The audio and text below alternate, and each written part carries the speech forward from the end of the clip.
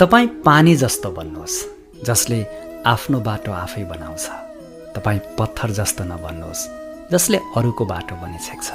जीवनको सबैभन्दा महँगो चिज तपाईँको वर्तमान समय हो, जुन एकचोटि गुमाउनु भयो भने संसारको कुनै पनि सम्पत्तिले किन्न सकिँदैन।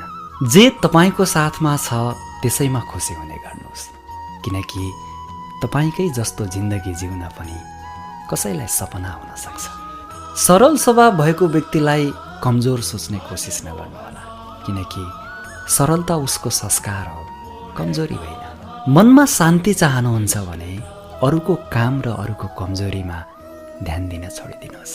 तनको सुन्दरताले मनलाई आकर्षित गर्छ, तर तपाईँको स्वभावको सुन्दरताले हृदयलाई आकर्षित गर्छ। त्यसैले सक्नुहुन्छ आफ्नो स्वभावलाई सुन्दर बनाउनुहोस्। कसैले तपाईँलाई दुखी बनायो भने नराम्रो नमान्नुहोस्, किनकि मान्छे अक्सर त्यही रुखमा ढुङ्गा हान्छ जुन रुखमा सबभन्दा मिठो फल हुन्छ। ध्यानको अर्थ हो भित्रदेखि मुस्कुराउनु। सेवाको अर्थ हो त्यो मुस्कानलाई अरूको अनुहारसम्म पनि पुर्याउनु।